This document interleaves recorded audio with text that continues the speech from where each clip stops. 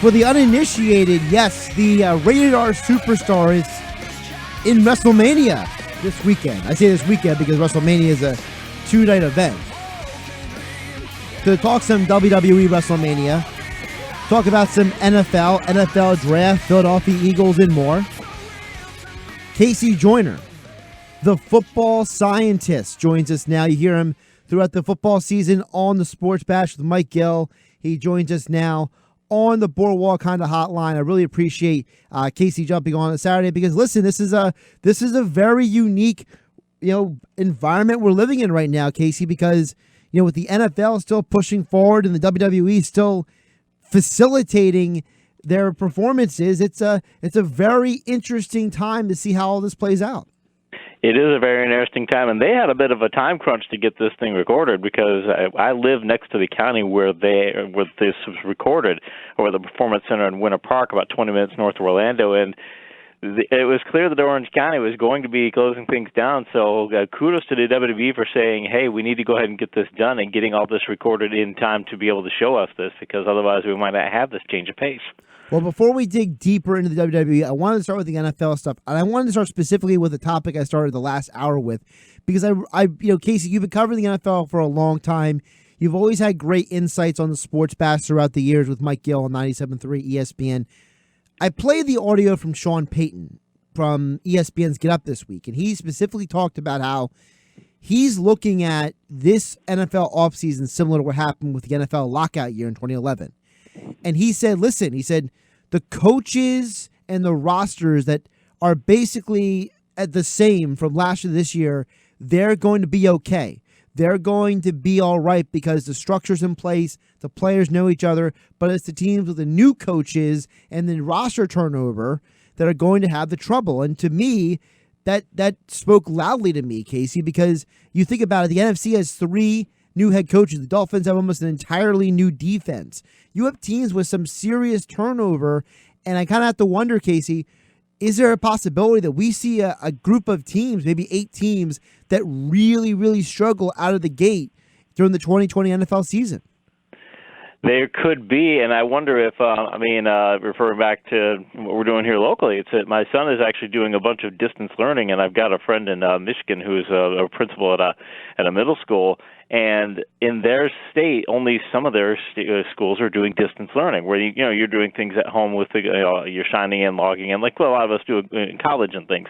Well, I think it's going to be the same thing in the NFL. The NFL has all of the tools to do effective distance learning, but it's taking different teachers are being able to do it at different paces. They're having to learn different things of that nature in the schools. And I think the NFL is going to be the same way. If you're a good coach, okay, this is a new challenge for you. You've got to now be able to coach your team via distance learning. Okay, you want to use Zoom or some other teleconferencing? That's fine. You can do it. I would presume that the NFLPA would allow such things to help the players get up to speed more quickly, and you're going to have to do things of that nature. And you have to show that you can teach from that perspective, and the players are going to show that they can learn from that perspective. I think the bigger concern is the NFL's medical director said recently that if the players can't get back in the gyms starting in June, because the players have to be in shape even before they get to training camp, so if they can't hit gyms in June, right now all gyms pretty much across the country are closed, then that's going to throw things off, and you're going to have to start seeing maybe delays of the season and such. So I think that's going to be you're going to have to cross both those bridges, distance learning and finding a way to work out at home. Also, what about the fact that a lot of these guys, they can't work with each other? Tom Brady's going to Tampa with all new receivers. You have guys coming in the new defenses who don't know, the instinctively where guys are going to be. What is the factor of that, for example? Because, there's only so much virtually you can do when it comes to the personal interaction for a sport where it's the ultimate team sport. Yep, you're going to have to, for as far as timing for receivers and such, it's going to be impossible to learn. I'm always thinking that when it comes to how much lead time the league is going to need before they can start a season. I mean, you have to have a minimum of at least a couple of weeks of training camp, at least. I mean, ideally more, and then you'd have to obviously have some time where you want to play at least a couple preseason games. So I mean, you're talking 4 or 5 weeks right there from whenever they start and when they could start a season. So if the players can't start lifting until July, then you're going to kick the season off maybe in a little bit later than usual. Maybe they have to start in August and get started in October, because I think there's going to be a 5-week lead time before you can even get things going. So that's a big part of it from a timing perspective. You can teach the playbook, and you can teach a lot of those elements from a mental perspective, but a lot of players, I think what you're saying is a lot of players need to actually go out there and do it. They're the kind of, we need to do it on the field instead of just learn it instinctively, and that's going to be difficult because there's no way to replicate that. Is there a team or an organization that you look at and you think might be the most in trouble? I think you hit the nail on the head when you've got new coaches and you've got a lot of roster turnover. If you're a new coach, you've got a new system, and you're going to have a lot of roster turnover because Peyton's right for his team. Hey, guess what? You're a veteran team, veteran quarterback. You're adding some players in. You're in a perfect position. But if you're a young team and you're trying to turn a lot of the roster over, I think that's going to be a problem for any of those teams that have new coaches and new systems. And it might make you, as a coach, wonder. They always say when a coach comes in, do you teach the team your system or do you learn their system? And there's some difficulties either way, but I would think that maybe coaches now, if they're seeing this sort of thing come up, maybe they might want to go, hey, I know my players know this system and I've got a new system, so maybe I should just go ahead and learn their system instead. Ideally, I would change them over, but it might behoove you to do it the other way because otherwise we're going to see, you mentioned 2011, we do get a season started if we don't have a lot of lead time. It's one of the reasons that Cam Newton won Rookie of the Year, because during the first 4 weeks of the season, everybody was playing vanilla defenses, and so he was throwing a ton of corner routes because that you can beat with the vanilla defense that they were playing. You could beat them with the corner routes. He was as aggressive as can be to take advantage of it. So there might be coaches who be on the flip side of that too, knowing that teams aren't going to be up to speed. So maybe we can change our offensive game plans to attack what could be vanilla defenses. KC Joyner joining us here on the Boardwalk Honda Hotline on 97.3 ES. Make sure to follow him on Twitter at KC Joyner TFS. Also check out his website, thefootballscientist.com. He's got all the content right now free during everyone's lockdown and quarantine, so you can get yourself extra educated ahead of the NFL draft and the NFL season. And Casey, one of the things in our area that we're looking at very closely is the draft, because the Eagles, they didn't really add any help at wide receiver. And we keep being told this is a great NFL draft for wide receivers. And listen, I think that most people would agree it is a great historic draft for receivers. But I ask you, from your analysis and everything you've studied so far, is it a benefit or not to get a receiver in the draft this year instead of signing a guy like a Brashard Perryman or a Robbie Anderson or a Philip Dorsett?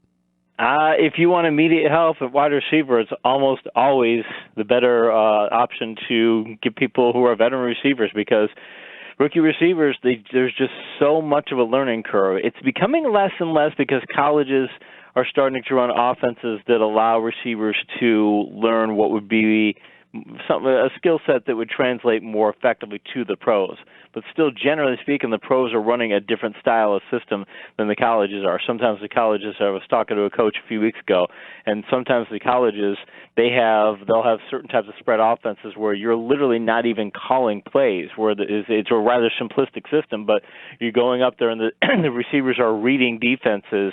And they're not, you're not calling specific routes. You're calling it just a general concept. Receivers go out there and read a defense and just, basically go to the open space and get open, because they know they're going to face zone defenses in colleges so frequently. So if you've got receivers who have skill sets like that, they're going to be very good receivers physically, but they're just not going to know the kind of route concepts that you're going to need to learn in the NFL. So generally speaking, it is a better idea if you want immediate help, to get it via free agency at the wide receiver position. Now, there's a lot of talk about what wide receiver the Eagles would target at 21. A lot of the people who cover the team, Casey, don't believe the Eagles will trade up. So with the assumption they stay where they at in that 21, that right there in that back end of the first half of the first round of the draft, are we talking about a Justin Jefferson? Are we talking about a Brandon Ayuk from Arizona State? What receivers are we talking about that would be a good fit for the Philadelphia Eagles? I think the Eagles have to look at it from what skill set they want to emphasize. I mean, do they think they're going to have a vertical threat to tear the top off of defense? Because I was just reading something on Twitter a couple of days ago. Daniel Jeremiah works for NFL Network, and he, under the Twitter heading, I believe it's Move the Sticks, he showed a piece of 2 sheets of a handout that he got when he worked in the NFL as a scout. And it was a Bill Belichick write-up of what they look for out of each position. And there were certain things that Belichick looked for from a wide receiver one. He wanted a certain skill set of ability to go jump up, and basically he wanted a physical receiver who could go up and win contested catches, things of that nature. And in the 2, he wanted a completely different skill set. So I think the idea of what they want right now is what skill set are they trying to fill. I still think they need to go vertical because they've shown an ability over the years to find plenty of receivers who can work the intermediate routes and can be precise route runners, and they just need to go for physical talent and say a guy who can tear the top off a defense, because when they lost that in the last couple of years, when they've had it the last couple of 3 years, it's been a game changer for their offense. And when they haven't had it, you just can't replicate it. You can't call people open deep in the NFL. You have to have the physical ability. So I would think that's the skill set they want to go for.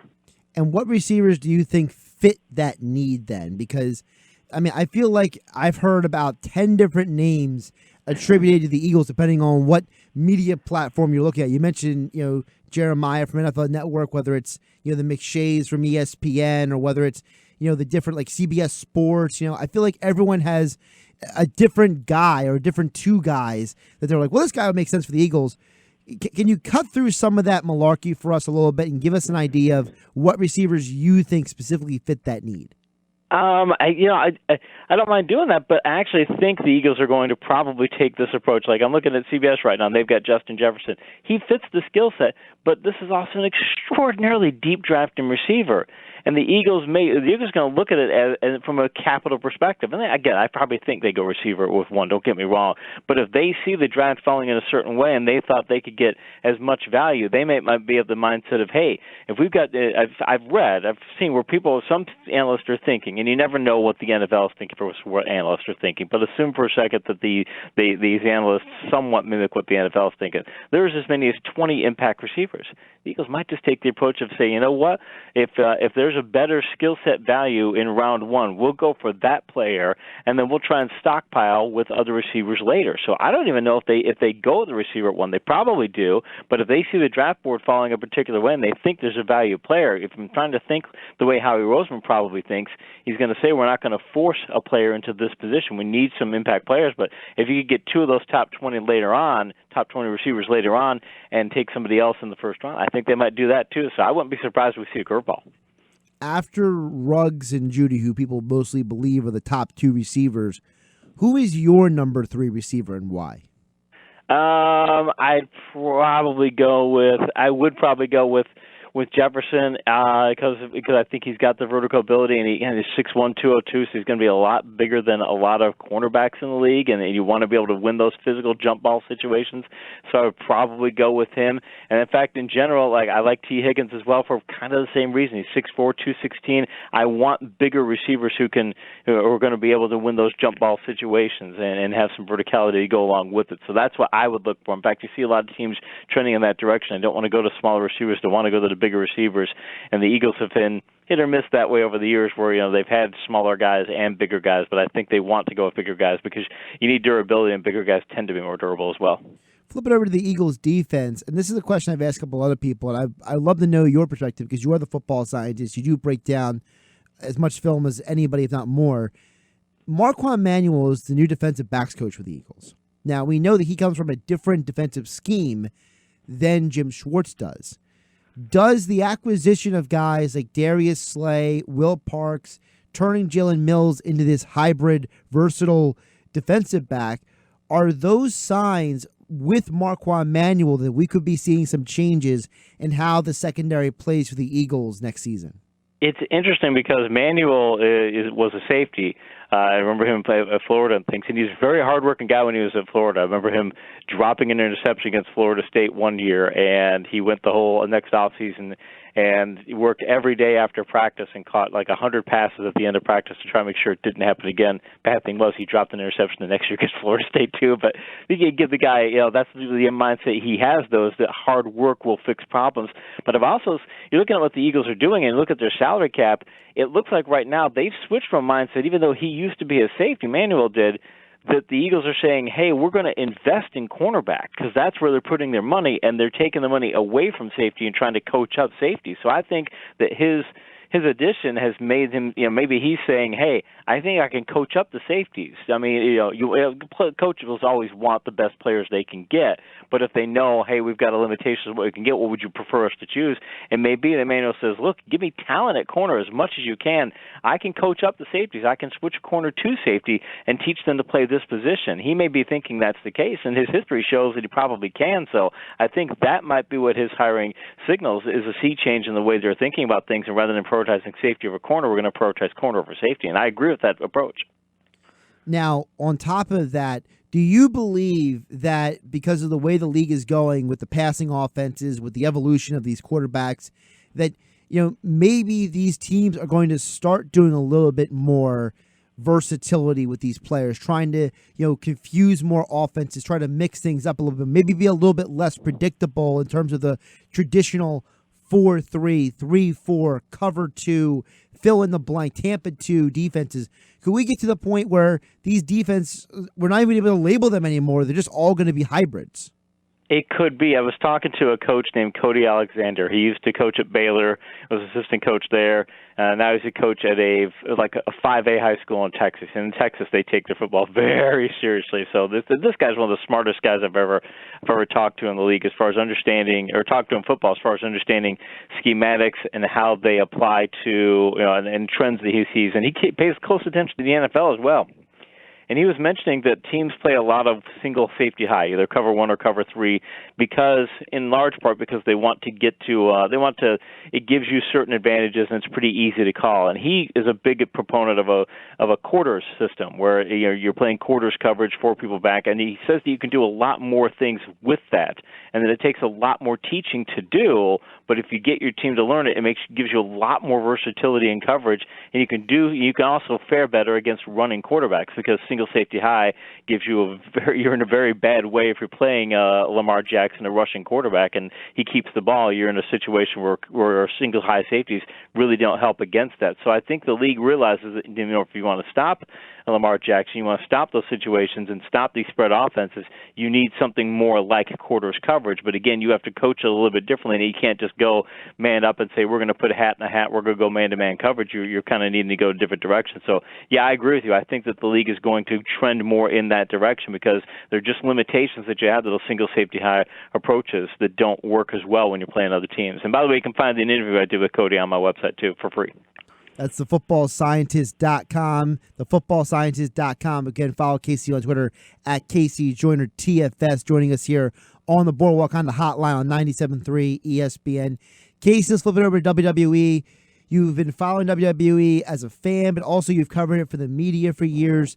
And for me, listen, I'm not as deep, okay? I have depth because I have a longer history with it, but I've always been more of the casual guy, okay? And, sometimes I watch, sometimes I don't. I try to keep up, but, I have other things I want to watch. And with, the pandemic we're in and everybody getting quarantined and locked down, I said, okay, I want to see what WWE looks like without fans. And I think it was the first one I watched was SmackDown. And Casey, I was immediately hooked. I was like, this is impressive. I think this is incredible what these guys are doing. But it seems like not everybody feels the same way that I do.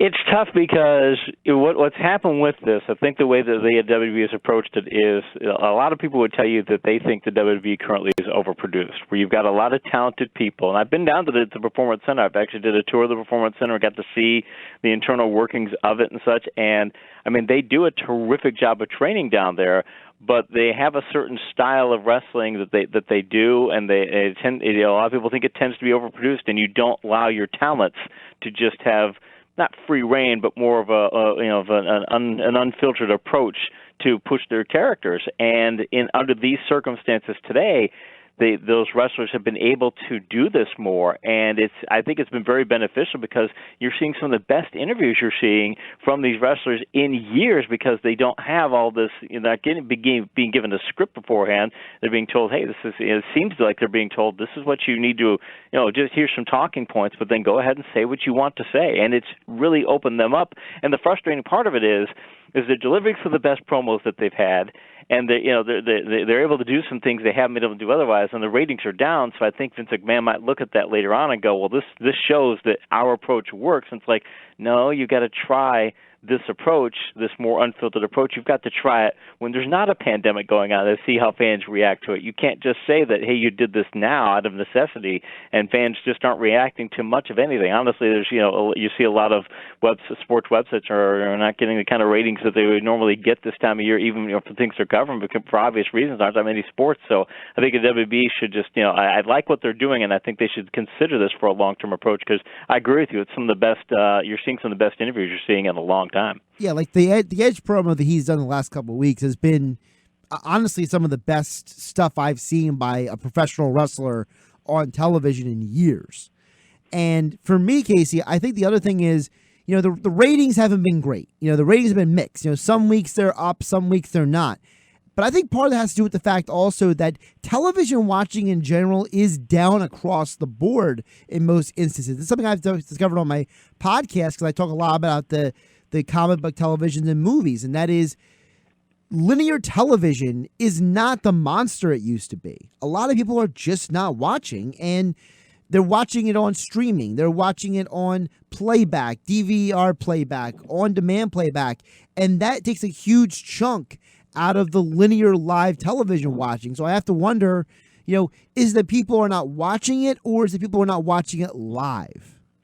I think right now people are using video as a way to be social, because usually people are watching television as a way to just escape, and right now they're finding other escapes. But I know I'm talking to my friends more frequently, we're talking to their family more frequently, just you're trying to stay in touch with people more often, so you're not doing, so usually if you're staying home, you would think, okay, you're going to be watching TV, and I'm finding I'm doing other things that other than what I might normally do, and I usually work out of the house, and I'm still changing what I do, and I think a lot of other people are doing the same thing, and I think the WWE is finding the same thing that TV is finding, that it's going to be difficult to get an audience on board. Having said that, having a WrestleMania is going to be the kind of change of pace that people are going to respond well to, I think. Having said that, when they're wrestling in front of empty arenas like that, you've got to wrestle a different style there than you do normally. You've got to wrestle a more physical style, because usually the WWE style is, okay, we're building up to a high spot to get a crowd reaction. There's no crowd. You can't. Don't do that. Don't go for that sort of high spot. Go for something that looks like more of a fight. We're going to make this look like a fight where if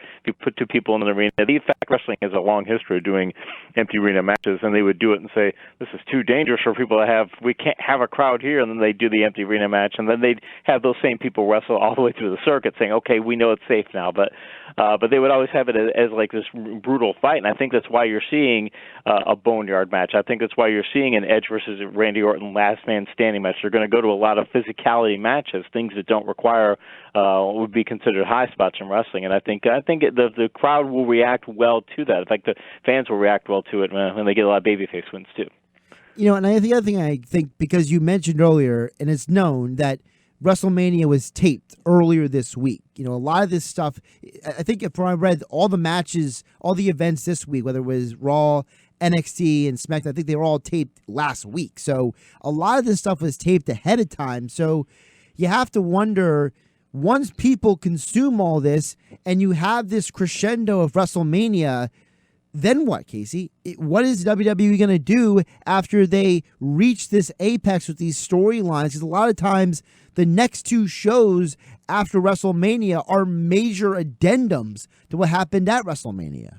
My understanding is they've actually recorded a lot more as well, because Florida's now, Orange County was already where they're at. Orange County was close to having, they'd already locked down most of the county before, and in fact, they were one of the few Central Florida counties that was doing a stronger lockdown than others before the governor finally put through the across the state lockdown order. So the WB knew, we are against the clock on this one. We have got to get this moving fast, and they did, and they recorded a lot of material. So I think they know where they're going to pivot on these matches afterwards. Like I said, I think there could be a lot of babyface wins, because the last thing they want right now is some heat angle where the heel wins. You just don't. That's not something that you're generally going to want to see. So I think they find out everything. Almost every match is going to be, what does the crowd want? Let's give it to them. Let's give them the best matches that we can, and then they're going to spin forward. What are they going to do when they run out of that content eventually? don't know. It's a question that they have to answer too. But both WWE and AEW, as I understand it, have filmed. It's been reported that they've filmed many more in advance of this, so they can go into May. So I think they know where their storylines are going. And it's probably going to, obviously, it's going to impact where their matches are going to go too, because they want those matches to spin off into. Because the Monday Night Raw after WrestleMania is usually a very fun show. So I bet that they've already got ways to make sure they can spin those forward. Casey, one more for you. I appreciate your time here on a Saturday on 97.3 ESPN. You mentioned the babyface versus heels element of this.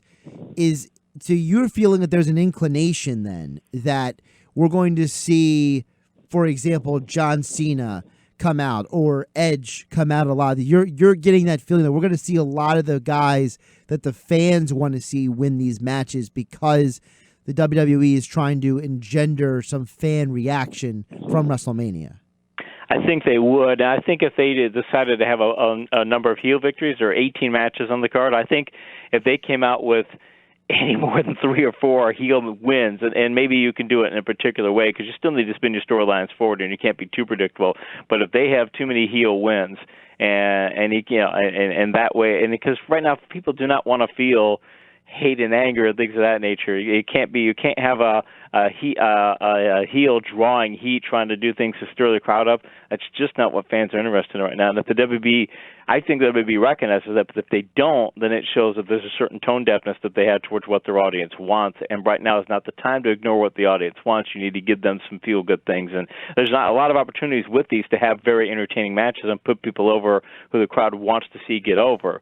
Or, maybe have the heel get a clean winner, as it were, but you just can't have a bunch of what they call heat angles where you're trying to get the crowd mad and things. Because I just don't think that right now people want to get mad at wrestling. Casey, one more. I'm following up that point because I think that was very interesting you brought that up because I was watching the John Cena promo last night on SmackDown.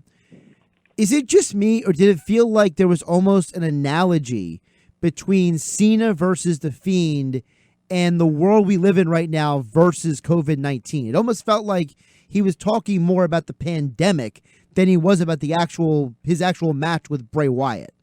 I think thoroughly agree with you on that, and I think part of that was that given where his character is because he's the ultimate babyface for them. Again, he's only doing part-time now. He comes back and does WrestleMania things, doing a lot of other things, but he's still, to a lot of kids, represents, he's the ultimate good guy against this, and the way he's approaching the match and the way he's approaching his character is that way. So, in fact, if I had to guess out of the card, it's possible he'll lose, but I'd be absolutely shocked if he did because they want to show that this is the guy the kids want to see win. So we're going to show them this, and the Fiend is the kind of character who, I guess, if somebody on the card is going to have to play the pandemic, he'd be the one who'd probably be best suited.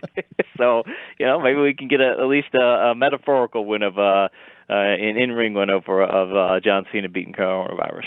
Yeah, again, it's at WrestleMania tonight and tomorrow. Raw is on Monday, so we got a lot of things going on with the WWE. But again, follow KC Joyner for all your NFL coverage as well.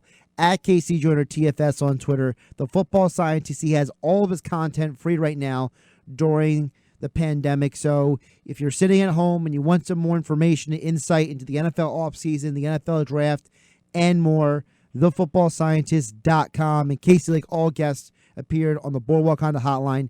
Casey, thank you so much for the extended segment. I feel like, this time, with the NFL and WWE, there was just so much we couldn't not get to because of everything that's going on. So thank you. Appreciate the time, man.